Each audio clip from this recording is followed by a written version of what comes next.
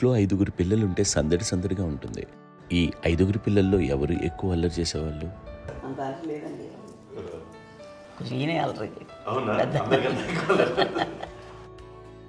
అమ్మ ఇక్కడ ఒకటి అల్లరికి, హుషారుకి, చలాకితనానికి, చిలిపితనానికి ఆ తేడా తెలుసుకుని చెప్పమ్మా. అల్లరంటే ఇప్పుడు నా ఇమేజ్ ఏమైపోద్ది, అల్లరంటే అల్లరుడు అని, నేనేమో చాలా రావుడు మంచి బాలుడు అనేలాగా నా ఇమేజ్ ఇది. నేను అలాగే చెప్తుండేవాడిని. నా ఉద్దేశం అదే. నేనేమో అల్లరి నన్ను అంటే చలాకితనం అమ్మ అల్లరు అనుకునేది. లేదండి, ఎక్కువ హుషారు కానీ చాలా బాగుండేవాడు అబ్బాయి. ఇంట్లో పనులన్నీ మీకు సాయంగా ఉంటాయి? అవునండి, వాడే చేసేవాడు. అది ఇంట్లో ఎవరు ముట్టుకునేవాడు కాదు. మా నాగబాబు అస్సలు ముట్టుకునేవాడు కాదు. అన్నిటికీ నాకు ఆయన సహాయమే పాపం. నాన్న ఆయన ఉద్యోగం వెళ్ళిపోయారు. నేను పాక్కుంటూ అలాగా వెళుతూ వెళ్ళిపోయాను. నాకు తెలియదు. తర్వాత అమ్మ చెప్తుంటే నేరుగా మాత్రం కొన్ని కమ్మరకోలు ఉంది ఒక అది పెట్టి అది వెళ్ళి కూర్చోతా ఏడుస్తున్నాను రోడ్డు మీద. వెళ్ళేసరికి వాళ్ళు 3 years.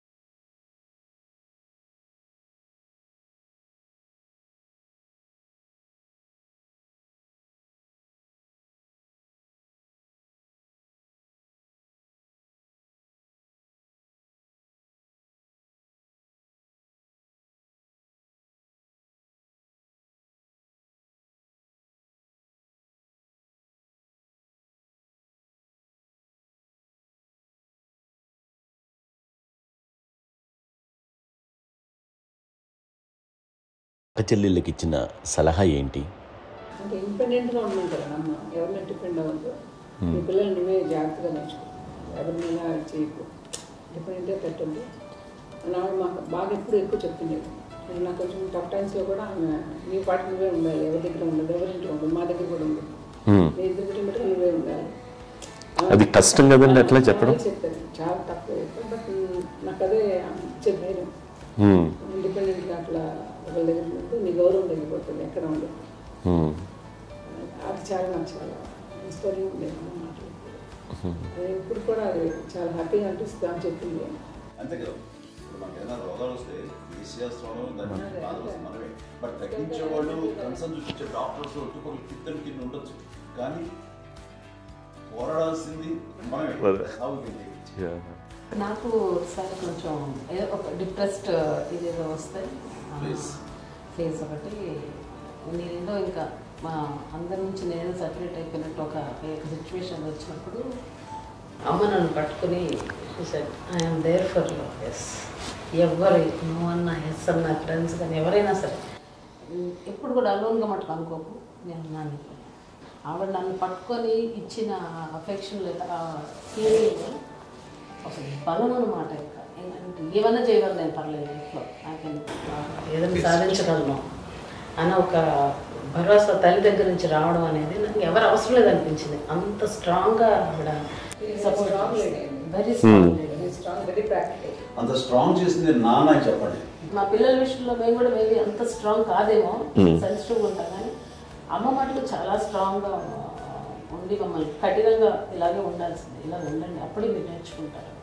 ఇక్కడ అమ్మ పాజిటివ్నెస్ గురించి ఇంకో మాట చెప్పాలి. అంటే తన బిడ్డలకే కాదు, ఈ రోజున మా రెండో పాప శ్రీజ కూడా తనకి లైఫ్ చిన్న డిస్టర్బెన్స్ వచ్చింది. ఆ టైంలో కూడా తను ఏముందంటే అప్పుడు నాన్న దగ్గరికి వెళ్ళాను, తను ఇచ్చిన భరోసా, తను ఇచ్చిన మాట వెళ్ళలేని ధైర్యం వచ్చింది నాతో. నాన్నమ్మ దగ్గర ఎప్పుడు కూర్చోస్తాడు అప్పుడే పాజిటివ్ ఫీలింగ్ వస్తుందని నాతో షేర్ చేసుకుంటాను. తను మాతో చెప్తుంటే అనిపిస్తుంది కరెక్ట్. అమ్మ ఏం పర్లేదమ్మా, లైఫ్ అంటే ఒకరితోనే అయిపోదు, ఆ ఒక్కరి వల్ల వాళ్ళ ఇన్ఫ్లుయెన్స్ తోటో వాళ్ళు మన మీద నియంత్రించడం కానీ మన బాధల్ని వాళ్ళు చేయడం అవుతాం. జస్ట్ నువ్వు నీ గురించి నీ మనసులో ఏదనిపిస్తే నీ గుడ్ ఫీలింగ్ ఏది వస్తుందో ఆ ఫీల్ ప్రకారం వెళ్ళిపోదు. అంటే ఆ జనరేషన్ పీపుల్ ఎక్స్పెక్ట్ అలా కాదు, ధైర్యం ఉండి అందరికి ధైర్యం బాగా దూరుకొస్తారు. ఫాదర్ కూడా, మా నాన్నగారు కూడా అస్సలు ఎప్పుడు అనేవాళ్ళు, ఎప్పుడు మీరు పెట్టే చెయ్యి మీరు ఎప్పుడు పైన ఉండాలి తప్ప తీసుకునేలా ఉండకండి, చేతులు పెట్టుకొని అనే అట్లాంటివి చెప్తుండేవాళ్ళు. అందుకని మాకు ఇంకా ఇండివిజువాలిటీ మాకు బాగా ఎప్పుడు కూడా ఒకళ్ళని అడగడం అని, ఈవెన్ బ్రదర్స్ని అడగాలన్నా కూడా మాకు అది పడిపోయింది మైండ్లో, కొంచెం కష్టంగా ఉంటుంది. సో నాకు అంటే ఆవిడ మా అమ్మ ఏదన్నా కొంచెం డిప్రెస్ అయినా నేను చాలా ఎక్కువ అమ్మకి షేర్ చేసుకుంటే అన్నయ్య కూడా లేడు. అన్నయ్య ఉన్నప్పుడు ఓకే, లేనప్పుడు నేనే ఎక్కువ షేర్ చేసుకున్నాను. బట్ ద బెస్ట్ థింగ్ మా అమ్మ దగ్గర నుంచి హగ్ అండి. ఈరోజు కూడా మా అమ్మని హగ్ చేసుకోకపోతే అంటే అది నాకు మా అందరిలోనూ, అంటే ఆవిడ పెద్ద చదువుకున్న వ్యక్తి కాదు, పెద్దగా బయటికి వెళ్ళి ఎక్స్పోజ్డ్ కాదు, కానీ ఇవాళ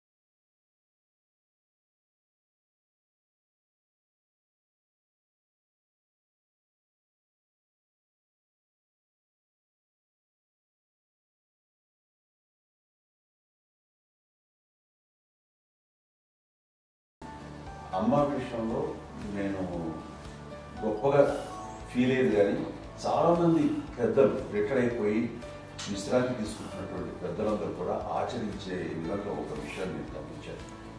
ఇప్పుడంటే నా దగ్గర ఉంటుంది కాబట్టి ఉన్నాను. అమ్మ విడిగా ఇంకొక ఇంట్లో ఉండేది, ఇన్ని సంవత్సరాలు నాన్నగారు దూరం దగ్గర నుంచి ఉండేది. 5 సంవత్సరాలు ఒంటరిగా ఉండి నన్ను బిడ్డలందరూ ఎవరు మానాన్ని వెళ్ళిపోయారు, నేను ఒంటరి అయిపోయాను అన్న ఫీలింగ్ అమ్మకు ఎప్పుడు ఉండేది కాదు. తర్వాత బిడ్డలు ఆయా వాళ్ళ టైం బట్టి వచ్చి చూసుకుంటూ సరిపోతుంది. అది వారమా, నెలక, 2 నెలక, అసలు ఒకసారి రాలేని పరిస్థితిలో ఉంటుంది 5-6 నెలల పాటు. ఇదే ఊళ్ళో ఉండి పక్క విధుల్లో ఉండి ఎవరి పనులు వాళ్ళు బిజీగా ఉండి, ఎవరి షూటింగ్ వాళ్ళు బిజీగా ఉండి, ఎవరి ప్రొఫెషన్లో వాళ్ళు బిజీగా ఉండి, ఎవరి ప్రొఫెషన్లో వాళ్ళు బిజీగా ఉండి, తన సంసారం తను బిజీగా ఉంటాను ఒకసారి అమ్మ ఏమీ ఫీల్ అయ్యేది కదా, ఏంటమ్మా రావట్లేదు, అసలు పట్టించుకోవట్లేదు ఏంటి అంటే అంతేలేమ్మా అని ఇలాంటి నిరసన మాటలు కానీ, ఈసరింపు మాటలు కానీ, లేకపోతే న్యూనతాభావం కానీ ఇలాంటివి ఎప్పుడు అమ్మకు లేవండి. వచ్చారు అబ్బాయి ఏం చేసి పెట్టడా చెప్పండి అంటూ చాలా పాజిటివ్ ఉండి ఇప్పటికీ కూడా తను సపరేట్ కిచెన్ మా ఇంట్లో ఎంతో ఉంటుంది వేరే కిచెన్. ఎందుకంటే అమ్మకి మోస్ట్ స్ట్రెస్ బస్టర్ వచ్చేసినా లేకపోతే ఏదో రిలీఫ్ ఏంటంటే తన కిచెన్లో కూర్చొని వండి అందరికి పెట్టాం. ఇప్పటికీ కళ్యాణ్ బాబు అక్కడక్కడ తిరిగేసి ఎక్కడో చేసి నిరసనలు చేసి అన్ని రకాలు చేసి వస్తే అమ్మకి చాలా జాలి. ఆడేదో ఇంక మేము గుడ్లా కష్టపడుతున్నాం కానీ ఆడి ఎంతలో వెళ్ళేదో మీ టీవీలో వాటిలో అది ఎక్కువగా చూపించేసరికి వాడే కష్టపడతారు, మేము కష్టపడలేదు ఫీల్ అమ్మకి. అందులో వాడు రాగానే ఎలా వచ్చావా అని అమ్మ ఎక్కడ కళ్యాణ్ బాబు అంటే ముందు అమ్మను కానీ ఎక్కడ కళ్యాణ్ బాబు తను ఎక్కడ ఉంటాడు ఏముంటాడు తెలుసు. అది తెలిసిన ఎక్కడ తను వాడికి ఇష్టమైన బిర్యానీ అవి చేసి చక్కగా పంపించి అన్నీ చేస్తుంది. అట్లాగా బిడ్డలకి పెట్టడమే తప్ప బిడ్డల నుంచి ఈ వయసులో ఎక్స్పెక్ట్ చేయడం లేకపోగా కొంచెం పట్టించుకోవట్లేదు అనే ఒక న్యూనత భావనలోకి వెళ్ళిపోయి సైకలాజికల్ డిప్రెస్ అయ్యే మదర్ మొత్తం కాదు. ఆ రకంగా మాకందరికీ భరోసా. మేము కూడా పెద్ద అయినా బిడ్డలు వాళ్ళ ప్రవృత్తి ఉద్యోగరీత్యా వాళ్ళు వృత్తిరీత్యా వాళ్ళు దూరం అయిపోయి మనల్ని చాలా కమ్యూనికేషన్ గ్యాప్ వచ్చినా సరే బిడ్డలు నాకు దూరం అయిపోయి పట్టించుకోవట్లేదు. ఇలాగే చూసేవాళ్ళు వెళ్ళి ఎంత ఇదిగా వదిలేవాళ్ళు గురించి ఇప్పుడు ఏమైపోయాను అన్న ఇంత కొంచెం బాధపడలేదు వాళ్ళకి అంటూ నెగిటివ్ సైడ్ ఆలోచించే విధానం లేనే లేదు. అది మా అందరికి ఎంత కంఫర్టబుల్ అంటే అంత ఎంత కాదు. చూసుకోకపోతే మాధవ్ చూసుకుని మాధవ్ లేకపోతే నాగబాబు వెళ్తుంటాడు కడియడం వల్ల మా విజయం చూసుకుంటున్నది సరే నాకు కళ్యాణ్ బాబు తను చూసుకుంటుంటాడు. ఇలా ఎవరో కూడా వెళ్తూ ఉంటాం. అమ్మ మాత్రం అది వెరీ గుడ్ హెల్దీ. నేను చాలా మంది తల్లిదండ్రులు చూశాను, వాళ్ళు చాలా ఇబ్బంది పడుతూ ఉంటారు. పట్టించుకోవట్లేదు, మేము అర్థం చేసుకోగలము కానీ వాళ్ళు వస్తే బాగుంటుంది కదా అనేది ఉంటుంది. ఫీల్ అవుతారు. అవును, అలాంటి ఫీలింగ్ ఏం లేదు. పైగా బిడ్డలు వస్తే వాళ్ళు ఏం చేసి పెట్టాలా అనే ఆలోచన. అది వెరీ హెల్దీ. చాలా మంది ఆచరించాల్సిన ఒక విషయం. చిన్నప్పుడు అన్ని ఆనందాలేనా, మర్చిపోలేని దుఃఖాలు కూడా ఏవైనా ఉన్నాయా? అమ్మ చెప్పాలంటే ఓపికకి, గృహిణిగా తన బాధ్యతలు నిర్వర్తించడానికి అండ్ అన్ని రకాలుగా టేకింగ్ కేర్, దీనికి ఒక మంచి ఉదాహరణ నేను చెప్పగలను. అది తలుచుకున్నప్పుడు నాకు చాలా ఉద్యోగం ఉంటుంది, నాకు చాలా కంటితలు వచ్చేస్తుంది.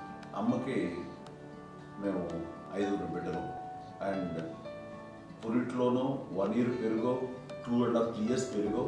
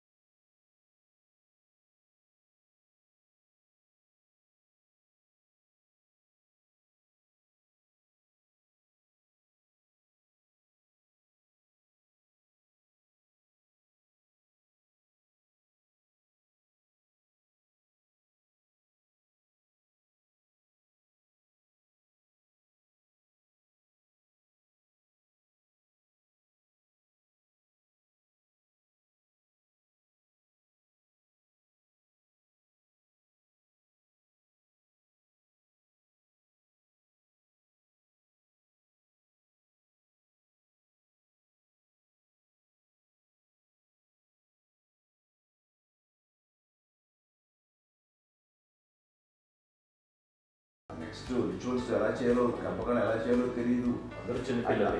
తను చిన్నది, మిగతాలందరూ పసివాళ్ళే. సో అలాంటి పరిస్థితుల్లో కమ్మి వచ్చినప్పుడు చుట్టుపక్కల వాళ్ళు మీరు వచ్చి చేయాల్సిన కార్యక్రమాలు చేశారు. ఆ సమయం నాకు ఎక్కడో కమ్యూనికేట్ చేసి డిపార్ట్మెంట్ ద్వారా జ్ఞానం వచ్చేసరికి అన్నీ అయిపోయింది. ఇప్పటికీ అది నాకు ఇంటిగా మేము ఇలా ఎన్ని పురుషులు ఎన్నుకుంటున్నామంటే ఎలాంటి ఇది లేకుండా జాగ్రత్త అనే ఒక హెచ్చరికలాగా చేస్తూ అండ్ వాళ్ళకి చాలా సపోర్ట్ చేస్తాను. అండ్ ఇప్పుడైతే నా మీద ఎంత నమ్ముకుంటే నేను ఏ నిర్ణయం తీసుకున్నా మరో మాట అండ్ తనకి హాస్పిటల్ పెద్ద ఫోబియా. నేను ఎక్కడికి వస్తాను హాస్పిటల్. ఈ మధ్యకాలంలో సరే అమ్మకి మోకాల ఆపరేషన్ జరిగింది. అమ్మను కొంత బాధపడుతున్నావు, అసలు ఈ రోజున వచ్చిన మెడికల్ అడ్వాన్స్మెంట్ నీకు అసలు ఏ బాధ తెలియకుండా మోకాల రీప్లేస్ చేస్తారు అని వీళ్ళందరూ చెప్పాలి.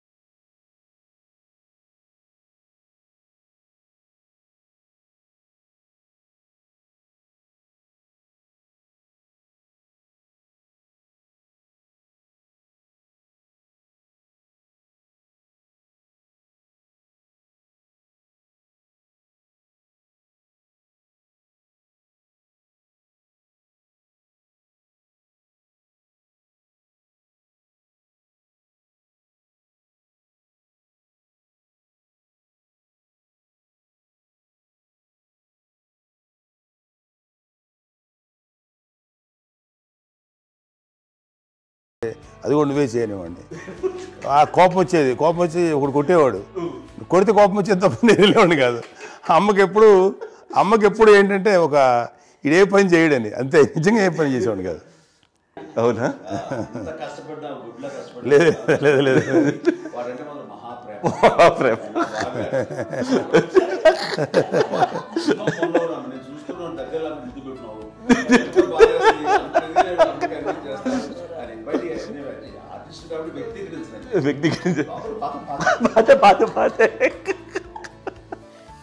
చిన్నది కాబట్టి చివరిది కాబట్టి తనంటే బుద్ధండి, నేను పెద్దోడు కాబట్టి నేను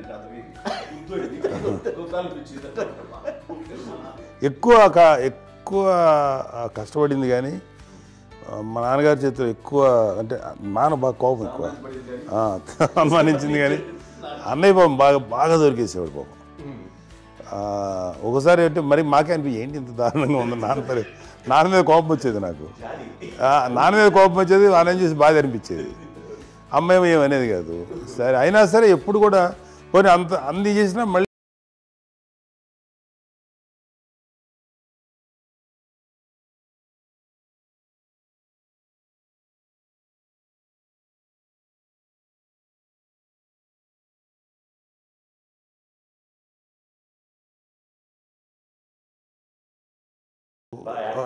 హైపర్ యాక్టివ్ ఉంటా. అన్నయ్య పుట్టడమే భయంకరమైన హైపర్ యాక్టివ్. ఒకప్పుడు అమ్మాయిల్ని ఎక్కువగా బయటికి పంపించేవాళ్ళు కాదు, అబ్బాయిల మీద కూడా అనేక ఆంక్షలు ఉంటూ ఉండేవి. మీ పిల్లల్ని అలా ఆంక్షల మధ్య పెంచారా, లేకపోతే పూర్తి స్వేచ్ఛనిచ్చారా? అంటే మాకు మా నాన్నగారు కానీ మా అమ్మగారు కానీ అండి మాకన్నా చాలా బ్రాడ్ మైండ్ ఉన్న వ్యక్తులండి. ఎందుకంటే పిల్లలు ఎక్కడన్నా బయటకు వెళ్తే ఇప్పుడు మేమైతే భయపడిపోతాం. మా విజయ్ కానీ మా చిన్న చెల్లి అన్నయ్య నేను అందరం కూడా ఇవాళ ఉన్న పరిస్థితిలో వాళ్ళు ఎప్పుడు భయపడేవాళ్ళు కాదండి. ఎక్కడికి వెళ్తాను నీళ్ళని ఇచ్చేవాళ్ళు, లేట్ అయినా అసలు ఏమనేవాళ్ళు కాదు. లేకపోతే ఏదైనా మోటార్ బైక్లు వేసుకున్నాం, లేకపోతే కారులో ఎట్లా పడితే ఎట్లయినా సరే ఏమనేవాళ్ళు కాదు. వాళ్ళు తెలియకుండానే మాకు ఒక ఫ్రీడమ్ ఇచ్చారండి. సో దట్ అదే ఆ ఫ్రీడంలో భాగమే అన్నయ్య కానీ ఇండస్ట్రీకి వెళ్ళాలంటే కూడా ఒక వ్యక్తి ఒక కొడుకు ఒక గొప్ప కెరీర్ని పర్సూ చేసుకుంటూ వెళ్తున్నప్పుడు నాన్నగాని అమ్మగాని ఓపెన్ మైండ్ తోటి అసలు నువ్వు వెళ్ళి నాన్న ఎంతకాలం వెళ్తావు నువ్వు ప్రయత్నించని చెప్పి అలా వదిలేశారండి. అన్నయ్య కూడా ఏంటంటే మోస్ట్ రెస్పాన్సిబుల్గా వెళ్ళి చాలా మేజర్ అమౌంట్ అన్నయ్యకి కూడా పెద్ద అమ్మకు వందలు ఇచ్చేది కాదు. కరెక్ట్గా ఆ ఇన్స్టిట్యూట్లో చదువుకునేటప్పుడు ఎంత ఇవ్వాలో కరెక్ట్గా ఇచ్చేది. తనకి ఎక్స్ట్రా ఖర్చు పెట్టుకుంటే అంటే అట్లా ఉండేది అంతే కదా. అంత జాగ్రత్తగా అన్నయ్య కూడా అంత రెస్పాన్సిబిలిటీగా రిసిప్రోకేట్ అయ్యి చేసి అందువల్ల మా అమ్మ నమ్మకం మా అమ్మగారి మా నాన్నగారి నమ్మకాన్ని అంటే ఎప్పుడు అది పాటు ఇంత నమ్మకానికి 10 times ఇచ్చాడు. ఏ వయసెస్ వైపు కానీ ఏ అలవాట్ల వైపు కానీ ఎందులో ఇండల్జ్ అవ్వకుండా నాకు నేనుగా నియంత్రించుకుంటూ సరైన మార్గంలో వెళ్ళేలాగా నాకు వెళ్ళడానికి లోపల ఆ స్ట్రాంగ్ థాట్ అడగగానే వాళ్ళు రెసిస్ట్ చేస్తే ఇచ్చాను ఆఫీసరు అని ఏదో చిన్న రిలక్టెంట్ ఫీలింగ్ ఉంటుంది. వాళ్ళ మీద చిన్న కోపం నిరసన ఉండేది. వాళ్ళు అలా లేకపోవడానికి వాళ్ళు వెంటనే అడిగిన వెంటనే జాగ్రత్త అనే నిర్ణయం ఉండేది. కానీ జాగ్రత్త అని హెచ్చరిక చేయడంతో నాకు మరింత బాధ్యత తిరిగి గుర్తు తిరిగి నేను నడుచుకుంటూ వెళ్ళాను. కాబట్టి అది నాకు ప్లస్ అయింది వాళ్ళ దగ్గర. అంటే మదర్ అంటే తల్లి అనే కాదు, మదర్ ఫిగర్ ఎవరిచ్చినా సరే అది నానైనా తల్లితో సమానం అనుకుంటాను.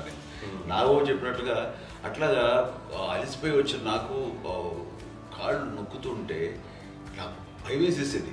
ఆ తర్వాత పడుకో అది గదవాయించేవాడు. అది కూడా కోపం అంటే ఉదాహరణ అంటే మళ్ళీ అది నాకు తిడతారు కాదు పడుకుని ఎక్కడ నిద్ర వస్తాయండి నాన్న అంటే. సో ఆ రకంగా నాన్న తన ప్రేమ చూపిస్తుంటాను. ఆ తర్వాత గోండా టైప్లో కూడాను నేను ట్రైన్ కింద వెళ్తుంటే నాన్న అక్కడే ఉన్నారు రాజమండ్రి దగ్గర ప్రాంతంలో. ఆయన చాలా కోపం చేస్తుంది. ఇలాంటి చేస్తుంటావు నువ్వు ఏదైనా అయితే ఏంటి అది చెప్పి ఏం పర్లేదా ఏమవుతుందో అన్ని రకాల సేఫ్టీ అన్ని రకాల జాగ్రత్త తీసుకున్నాం. ఈ రోజు ఉన్నంత సేఫ్టీ అప్పుడు లేదు. అయినా సరే రేపు పొద్దున నీ కొడుకులు ఇలాంటి పరిస్థితుల్లో నీకు తెలిసి వస్తారు అప్పుడు అనేవాడు. ఎన్నిసార్లు అనేవాళ్ళు నాకు నిజంగానే మగధీర టైంలో బుర్ర పెట్టుకుని ఆ రోడ్డు మీద పడిపోయారు అని అన్నప్పుడు నాకు ఆ ఫస్ట్ టైం ఆ ఫీలింగ్ కలిగింది. అలాగే పీటర్ హెయిన్స్ అనేవాడు ఫస్ట్ మగధీరలో జంప్ చేస్తారు, మోటార్ బైక్ జంప్ చేసినప్పుడు ట్రైల్లో పీటర్ హెయిన్స్ అంత హైట్ నుంచి 20 feet 25 feet హైట్ నుంచి పడిపోయి మొత్తాన్ని బోన్స్ని ఎరగొట్టుకుని వాడు 7 నెలలు వాడు హాస్పిటలైజ్ అయ్యాడు. అది వీడైతే ఏమో తలుచుకుని భయం వేసేసేది. అప్పుడు నాన్న గుర్తుకొచ్చేవాడు, ఓహో వాళ్ళ టెన్షన్ ఇంతే లేదు, మనకి మన కొడుకు వస్తే తెలియదు ఈ మాట నాన్న ఎప్పుడు అన్నారని అనిపిస్తుంది. Sweet memories. అత్త కోడళ్ళ మధ్య అనుబంధం ఎలా ఉంటుంది? సురేఖ్ గారితో మీకున్న అనుబంధం గురించి చెప్తారా? మాకండి కోడలు కాదండి, నా కూతురండి. అంత బాగుంది.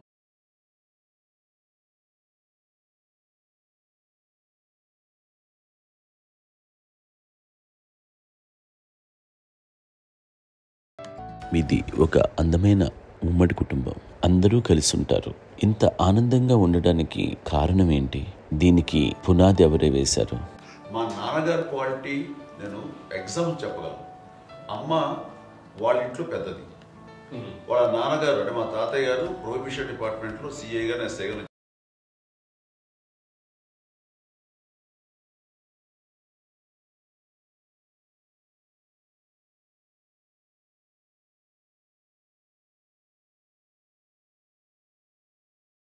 అమ్మ కాకుండా 4 బిడ్డలు.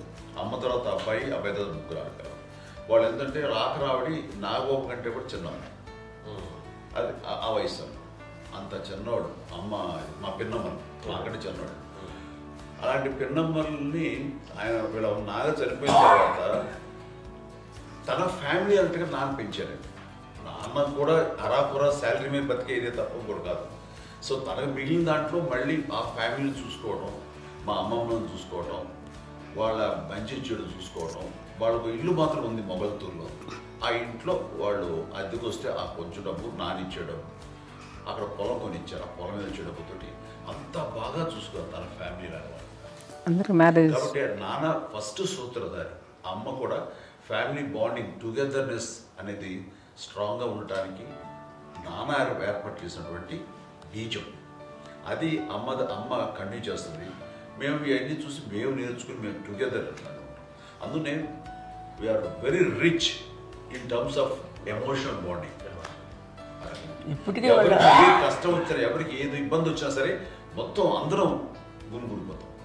ఏ లెవెల్గా వెళ్ళిపోయి మోర్ సపోర్ట్ చేస్తాం. అంటే వీ డోంట్ ఎక్స్పెక్ట్ ఇంకా అంతకుమించి ఏముంది ఒకరినొకరు భరోసా. అది మా ఫ్యామిలీ మేము వెరీ స్ట్రాంగ్ అని చెప్పాలి. పెద్దవాడు కాబట్టి అవకాశం నాకు వచ్చింది కాబట్టి అమ్మ, ఇది ఎప్పుడు ఎవరు కొన్ని విషయాలు నాగబాబు సపోర్ట్గా ఉంటాడు, నాగబాబు ఉండి వాడు ఉంటాడు భరోసా. అలాగే ఆడపిల్లలు మీ అందరిలోనూ అమ్మని ఎవరు ఎక్కువ జాగ్రత్తగా చూసుకుంటారు? ఎందుకంటే ఎగ్జాక్ట్లీ మేము కూడా గమనించలేని సున్నితమైనటువంటి ఇష్యూస్ లైక్ హెల్త్ విషయం కానీ, అమ్మ మూడు కానీ, అన్నయ్య ఎంత క్యాజువల్ ఎంత బిజీ ఉన్నా ఒక అమ్మాయి ఉంటుంది. అలాగే చాలా చిన్న చిన్న విషయాలు కూడా చాలా మెడికల్ ఇంట్రెస్ట్. అందుకని మాకు అన్నయ్య ఉన్నాడు, అన్నయ్య దగ్గర ఉన్న అమ్మ అంటే ఇంకా ఎక్కువ రిలాక్స్ అయ్యాను. అన్న దగ్గరికి వచ్చాక మేము అందరం చాలా కంఫర్ట్ అయిపోయాం. ఎప్పుడు ఎవరు కొన్ని విషయాలు నాగబాబు సపోర్ట్గా ఉంటాడు, నాగబాబు ఉండి వాడు ఉంటాడు భరోసా. అలాగే ఆడపిల్లలు ఇట్లా ఒకళ్ళొకరు కాంప్లిమెంటింగ్ టు ఈచ్ అదర్ అండి. అవి ఒక్కరు కాదండి, అది వాళ్ళ అమ్మ చూపించే ప్రేమగా నేను చెప్పగలను. కానీ బట్ దీని అందులో సూత్రధారి నాన్న తర్వాత అది అమ్మ మెయింటైన్ చేస్తుంది.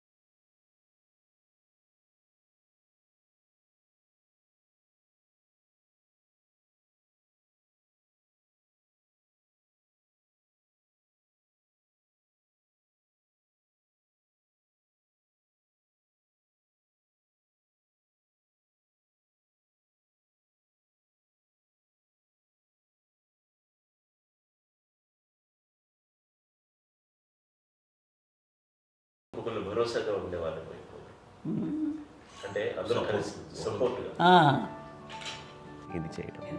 పెద్దనాన్నగారి పిల్లలు కూడా ఆయన చూసేవారు. మా నాన్నగారు అన్నయ్య నాన్నగారు వాళ్ళ బిడ్డలు కూడా వాళ్ళ ఇక్కడే బిడ్డలు ఉన్నారు. నేనే పెళ్లి చేశాను. వాళ్ళు కూడా అమ్మాయి వాళ్ళ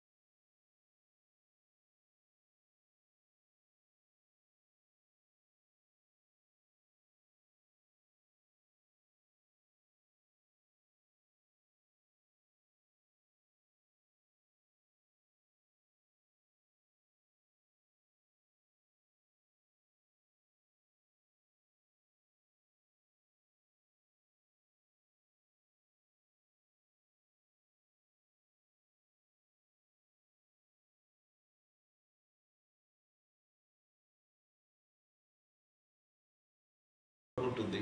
మా చెల్లెలు కూడా వస్తుందని అనుకోవట్లేదు, సూర్య కూడా ఉంటుందని నేను అనుకోవట్లేదు. అలాంటి గొప్పగా ఇది. అండ్ ఆ రకంగా షీఈ్ వెరీ చాలా గొప్ప జన్మ. అమ్మకి చిన్న మానసికంగా చిన్న ఏదో ఒక డిప్రెషన్ అది వచ్చింది. ఏదో నాన్న గుర్తుకొచ్చో, నాన్న లేరనో, లేకపోతే వాళ్ళ అమ్మగారు కూడా అదే టైం చనిపోయారనో, తన దగ్గర ఉంటారు.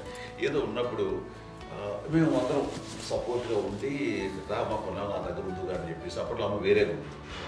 ఉన్నప్పుడు ఒకటే మాట, అమ్మ నీలాంటి గర్భం అంటే అంజనమదే గర్భం అని బయట ఎన్నోసార్లు నా ఫ్రెండ్స్ కానివ్వండి, బయట కానివ్వండి, కొన్ని సందర్భాల్లో మీటింగ్లో కానివ్వండి, స్పీచెస్లో కానీ అన్నవాళ్ళు ఎంతోమంది అన్నారు. వాళ్ళు ఆ మాట అంటే రీజన్ తెలుసా నీకు? కోటాల్లో ఎంతమంది తల్లులకు నీకు వచ్చిన అదృష్టం, నీకు లభించినటువంటి గౌరవం ఎవరు లభిస్తున్నాం? బిడ్డలు ఎంతోమంది చేత కొనియాడబడుతున్నారు, ఎంతోమందికి సహాయపడుతూ ఆ రకంగా వాళ్ళందరి యొక్క ఆశీస్సులు పొందుతున్నారు. కానీ ఎంతోమందికి నిరంతరం హెల్ప్ చేస్తూ వాళ్ళ ఇది చూసుకుంటున్నారు. అవి ఆ భగవంతుడు మీరు చేస్తున్న పూజలో ఉన్న ఆ భగవంతుడు మన నెక్స్ట్ తరాలకు కూడా మనకి ఇలాంటిది వారసత్వంగా ఇస్తూ అదే రకంగా కొనసాగించేలాగా మాకు అదృష్టాలు ఇచ్చారు. ఇంతమంది ఎవరు నీ నుంచి వచ్చిన వాళ్ళే, నీకు ఇది ఎంత గొప్ప గర్భం, ఎంత గొప్ప జన్మ అనేది. అలాంటిది నువ్వు ఇలా అవటమేంటి? హై లెవెల్లో ఉండాలి నీ ఫీలింగ్స్గా నువ్వు కానీ. అంతే నువ్వు ఇలాగా కుంగిపోవడం ఏంటమ్మా చెప్పినప్పుడు ఇది నీది కాదు, నాది కాదు, నువ్వు నమ్ముకున్న భగవంతుడు నీకు ఇచ్చింది అనుకుంటావు కదా. నువ్వు ఆ భగవంతుడి కృతజ్ఞత తీర్చుకునేలాగా ప్రతిరోజు ఆయన ధ్యానించు, ఆయన పూజలో ఉండు, నీకు ఆయనే ధైర్యం ఇస్తాడు. అంతేగాని నువ్వు నెగిటివ్ సైడ్ ఆలోచించమ్మా. మా అందరికీ పాజిటివ్నెస్ ప్రివైల్ చేసిన దానివి, ఇచ్చిన దానివి, అందించిన దానివి. అలాంటి నువ్వు నెగిటివ్ వైపు వెళ్ళిపోకూడదు అంటే అంతే. మళ్ళీ అటుపక్క ఎప్పుడు గెలలేదు. ఆంజనేయ స్వామి భక్తి ఆయనలో ప్రవేశపెట్టి చెప్పాలడానికి నేను నన్ను దేవుడు ఇంట్లో నేనే ఇంటర్వ్యూస్ చేశాను. నానంత ప్రగాఢంగా నమ్మి ఆయన దానివల్ల లబ్ధి పొందారు. ఆయన అందులో మమ్మల్ని మించిపోయిన స్టేజ్కి వెళ్ళిపోయారు. ఆయనతోటి ఆంజనేయ స్వామితో ఇంటరాక్ట్ అవుతూ అట్లా ఆయన నమ్ముకుంటుంది. ఆయన నానంటారు అంతా నా గురువు, నా పెద్ద కొడుకు పెద్దోడే.